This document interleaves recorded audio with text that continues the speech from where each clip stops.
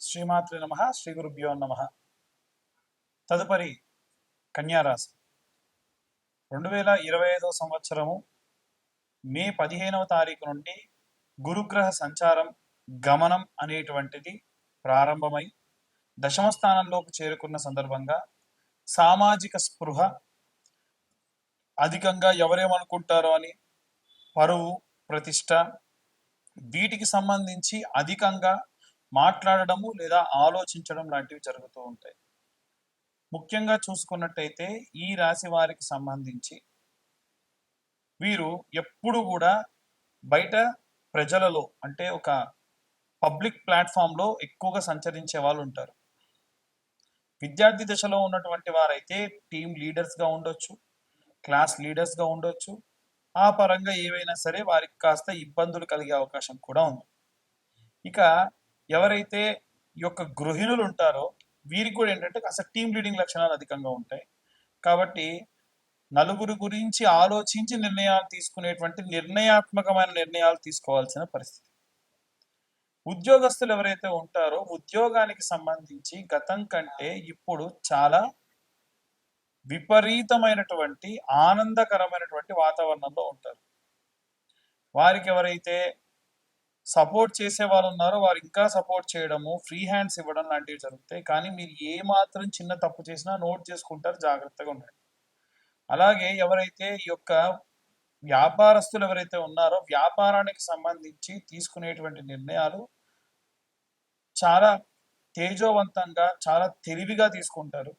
లాభం వచ్చేటువంటివి తప్ప లాభం రానటువంటి వాటికి సంబంధించి లాభాలు చేయరు. కానీ సామాజిక స్పృహ కూడా అంతే ఉంటుంది. అంటే వచ్చిన లాభంలో కొంత దానం చేయడము, ఏదైనా గోశాలకు ఇవ్వడం లాంటివి కూడా మీరు చేస్తూ ఉంటారు.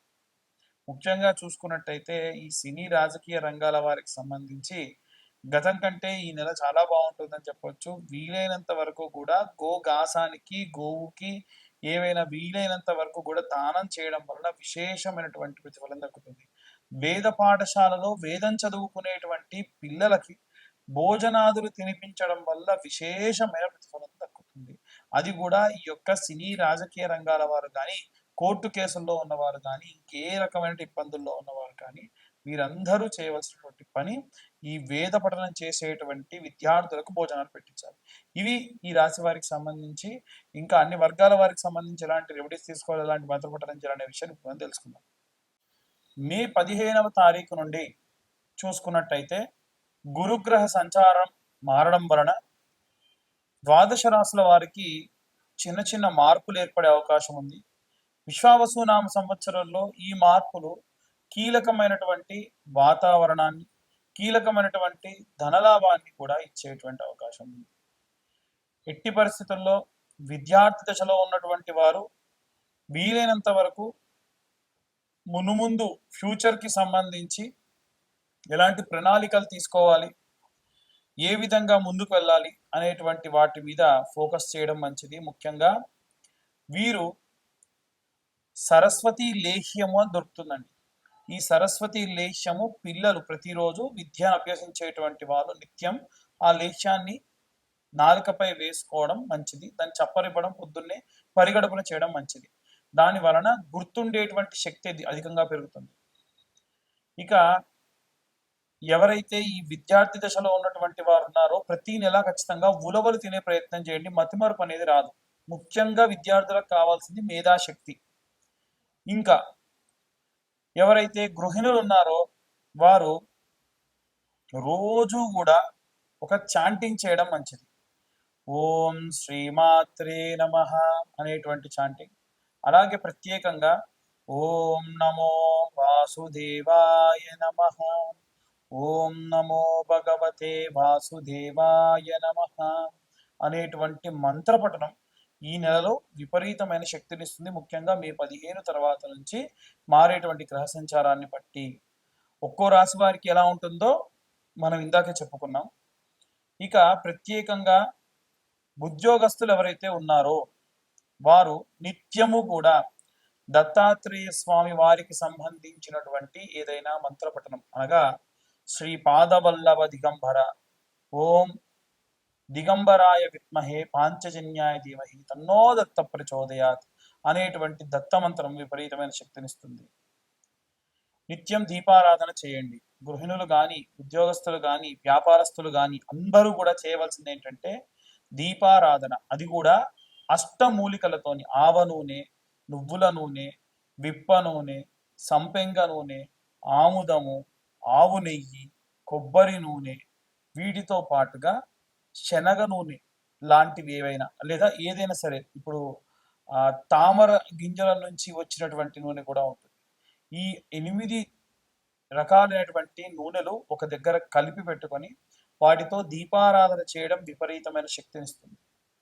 ముఖ్యంగా చూసుకున్నట్టయితే వ్యాపారస్తులకి విపరీతమైనటువంటి నరఘోష, నరపీడితములు అధికంగా ఉన్నాయి కాబట్టి ప్రతి గురు శుక్రవారాల్లో ధూపం వేయడం, ప్రతిరోజు కూడా సాయంత్రం మీ యొక్క ఆఫీస్ కానీ షాప్ కానీ క్లోజ్ చేసిన తర్వాతకి ఒక పేపర్ తీసుకొని దాన్ని వెలిగించుకొని కుడివైపు 3 సార్లు, ఎడమవైపు ఒకసారి తిప్పి అక్కడ పడేసిపోవడం వల్ల మీ యొక్క వ్యాపార స్థలానికి సంబంధించినంత వరకు ఉన్నటువంటి నరఘోష, నరపీడితములు పోతాయి.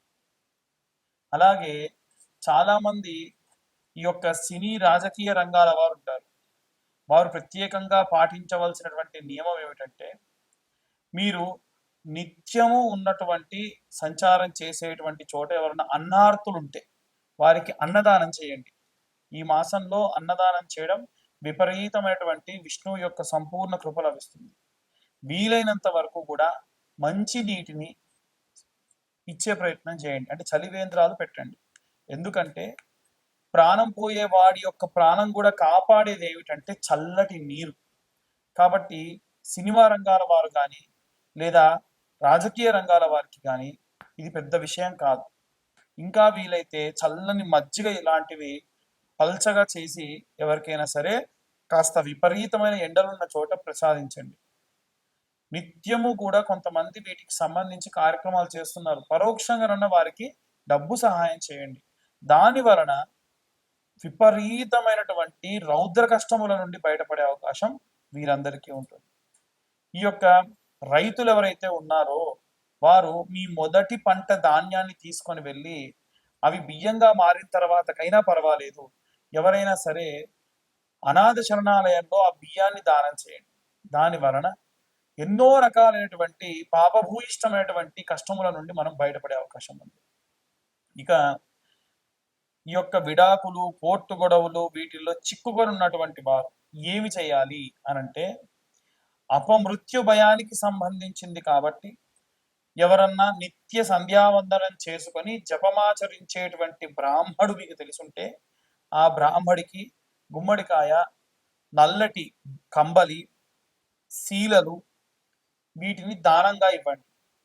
ఇలా ఇవ్వడం బెల్లంతో సహా దానం ఇవ్వండి. ఇలా ఇవ్వడం వలన అపమృత్యు భయము అలాగే కోర్టు గొడవల నుండి బయటపడేటువంటి అవకాశం కూడా లభిస్తుంది. ఇక అన్ని వర్గాల వారికి సంబంధించి మేము చెప్పేవన్నీ కూడా గోచార రీత్యా చెప్పేటువంటి విషయములు మాత్రమే. మా వీడియో పైన తమ్నైల్స్ ఏవైతే ఉంటాయో వాటిల్లో చాలా నిగూఢమైన అర్థం ఉంటుంది.